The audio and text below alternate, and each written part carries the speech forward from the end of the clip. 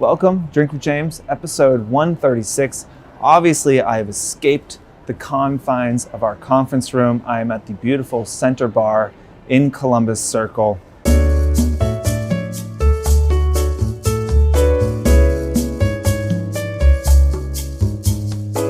And this place is great. If you are ever in this area, God forbid, let's say you were walking through Central Park and you want to drink, there's actually not a lot of great places around to do that, especially with a view of Central Park and Columbus Circle. This place is great. It's right in the mall, but it doesn't feel like you are in a mall. It's on the 4th floor. They make a great Manhattan, and it's 1 p.m. on a Monday, but it is important to uphold your personal brand, and sometimes that means you have to drink in Manhattan at 1 p.m. But honestly, if you are in the area, you need a good place to drink. This is great. They got a piano behind us. They're playing music a lot of nights, and I want to thank our clients for extending the invite and getting me out of the office for a couple hours to film here. We took the train up here, which is not my general preferred mode of transportation, but was the fastest. And we passed a Fashion Week activation on the way out for Stitcher Fixer.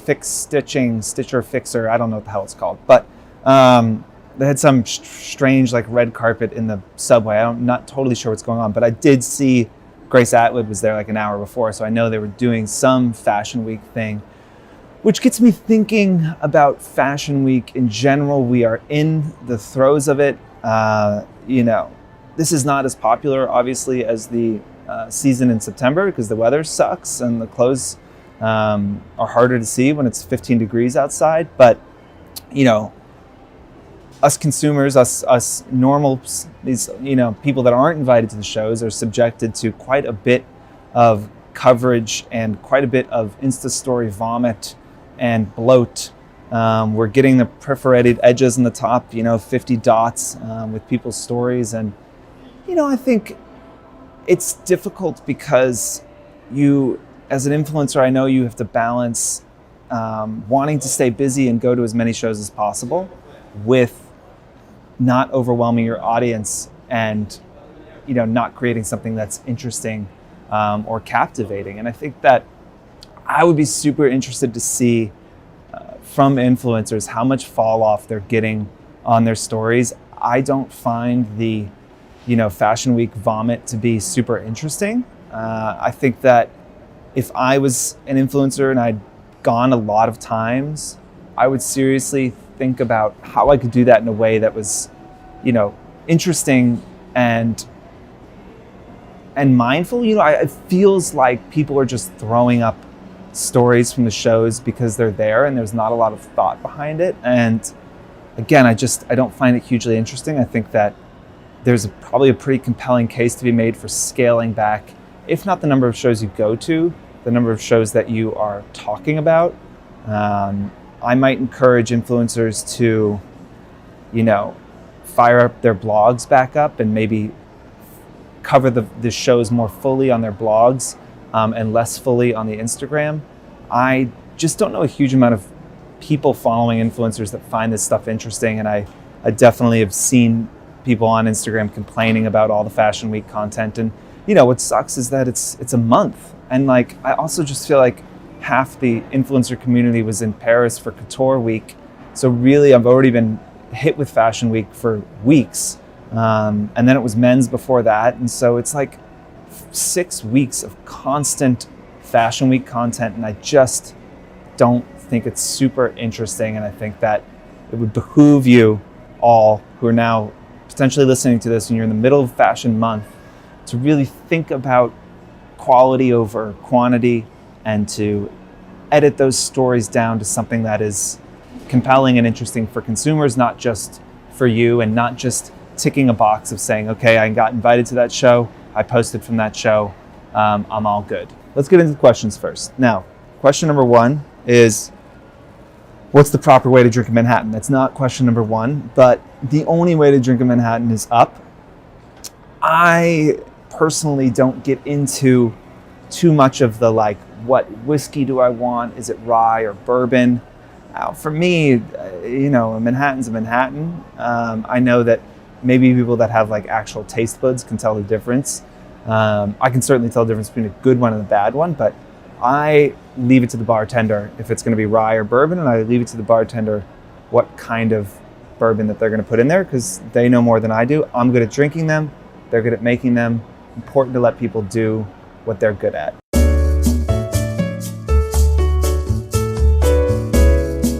Question number 1 is, what's the most important KPI in influencer marketing? Well, I'll answer this question in 2 ways. The most important KPI for the vast majority of brands is going to be, did it move the needle? Did it sell anything? Now, that is the most difficult KPI to chase as well. And I think it's not entirely realistically. I don't think it's entirely realistic. I've been on Instagram since day one. As I've said many times, every purchase decision I've made is heavily influenced by the platform, but I never buy things directly from the platform. So tracking sales through Instagram is always going to be a trailing indicator of what's actually happening, not a leading one. So when we talk to brands, and it's important, I think, for influencers to understand how to talk to brands about this, because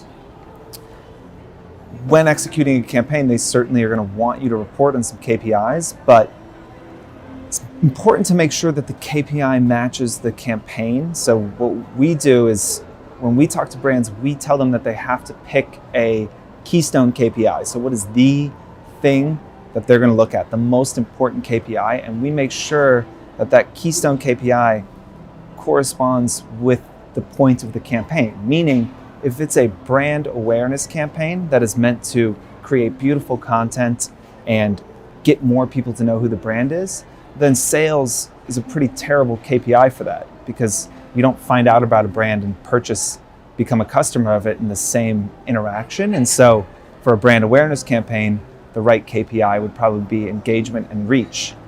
Whereas on a bottom of the funnel campaign, something for a brand everyone knows about, and maybe you're introducing a sale or a special edition, then the KPI might be clicks on your Insta story or blog, and whatever the potential sales are from that as well. So important to know what's the campaign's point, and make sure the KPI that you're choosing it corresponds.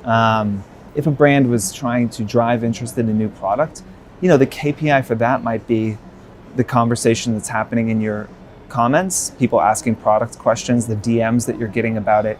As an influencer, you should be able to take the data that's coming in from a post and help to tell a story.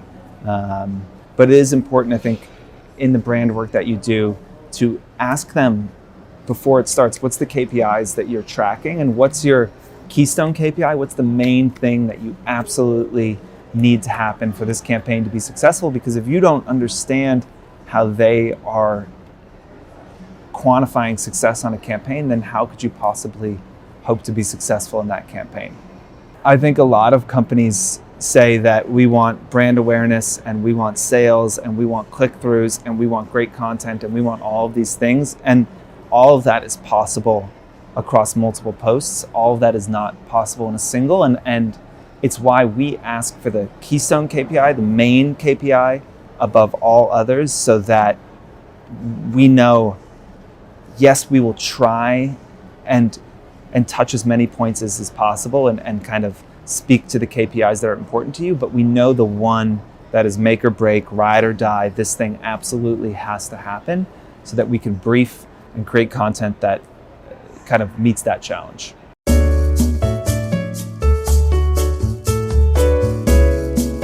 So question number 2, what advice do you have for someone who is hesitant to be vulnerable on Instagram? I think this comes from a conversation we had about, vulnerability being a good way to create a relationship with your audience. And it is it's a great way to do that. It's also probably the hardest way to do that personally, because opening yourself up and being vulnerable is, by nature difficult.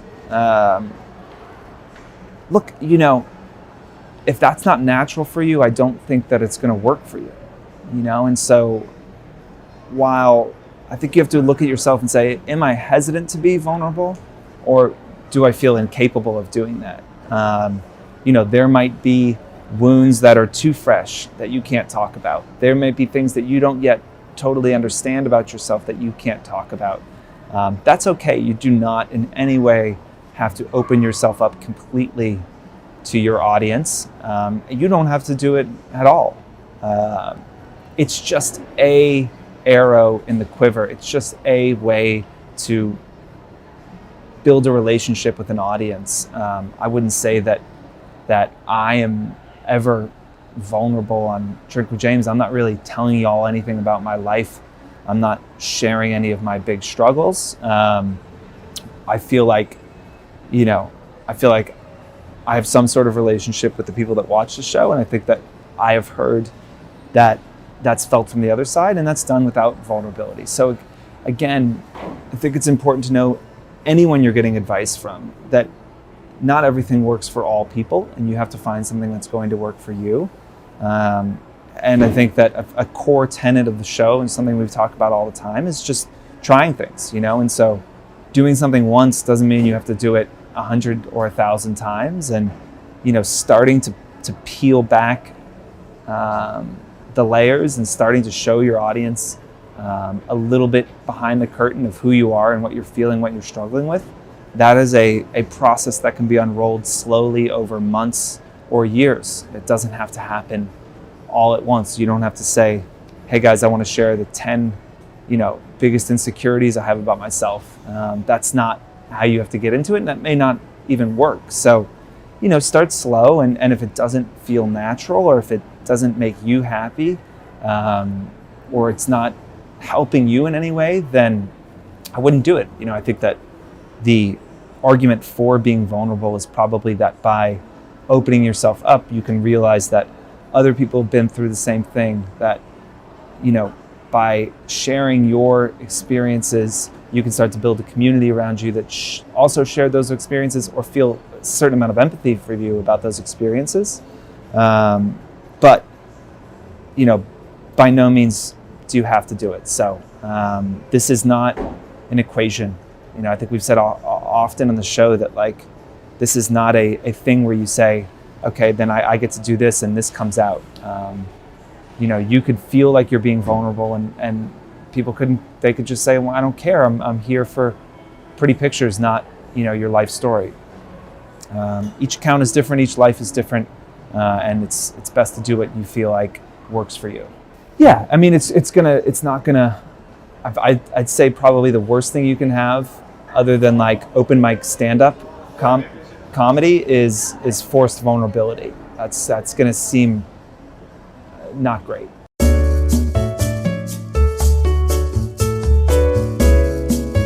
Okay, so the last question is a hilarious one, which is, what do I think of fake sponsored posts? I mean, the TLDR answer to this is I think they're insane. I think it's insane that it's happening.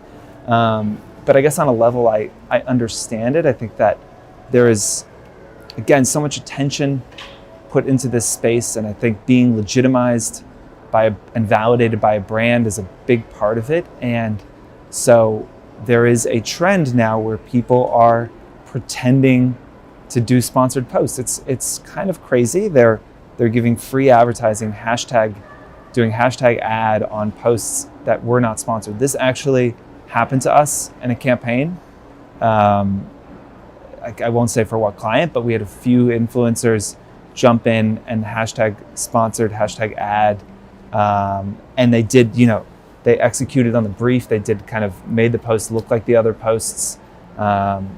And I believe we reached out and had them remove that. The brand did not think it was cute or funny. Certainly brands are anxious to get a lot of organic content from influencers. And I think that it is one of the best ways to get attention from a brand you want to work with, is to do, free posts for them, and to do posts that are interesting and compelling. and tell a good brand story, I think maybe the worst way to get their attention is to pretend to be on a fucking campaign that you're not on. Like, that is in no way, shape, or form going to do any good for you. It potentially is just going to lead to some embarrassment. I think any influencer doing that, you know, if I'm an influencer and I'm watching it, it could be frustrating that I would just shake your head and move on. I don't think that the people doing this are you know, have much staying power in the industry, because you have to think about it from the brand side. If a post, let's say someone says they do a sponsored post for a brand but don't, and that post or that person has a post on their account that is creates some sort of uproar, and now people are like, hey, this brand is advertising with this influencer who just said this really insensitive thing a week ago, and it becomes a big story, and they say, wait, no, we never advertised with them. Like, this is a big deal for brands, and who they pick as their brand ambassadors is a big deal for them. And we do fairly thorough checks for brand safety to make sure that our brands aren't working with influencers that are caught up in some sort of controversy. And I encourage anyone who's ever thought about doing it, thought it would be funny, thought it would get the brand's attention, to stay as far as humanly possible away from doing fake sponsored posts. It is pathetic, it is dumb, and it will do you no good. I don't think people are doing it as a growth tactic. I think they're doing it to try and like spit in the eye of other influencers and say, I got this campaign, is what I think. I think it's more about flexing and pretending you have a relationship that you don't than it is trying to get the brand's approval or attention, which is even more pathetic. If you're faking getting campaigns to flex on other influencers, like, that's just so sad. I think that maybe you should like seek some professional help. You should reevaluate your relationship with the platform and reevaluate your reasons for publishing on it, because it's not cute, and it's not funny, and it's just kind of sad. So I want to thank our friends again at the Center Bar. Again, encourage y'all, if you're in the Columbus Circle area, pop up to the 4th floor, grab yourself a Manhattan, and look at the view for an hour or so. You will not be disappointed. Cheers.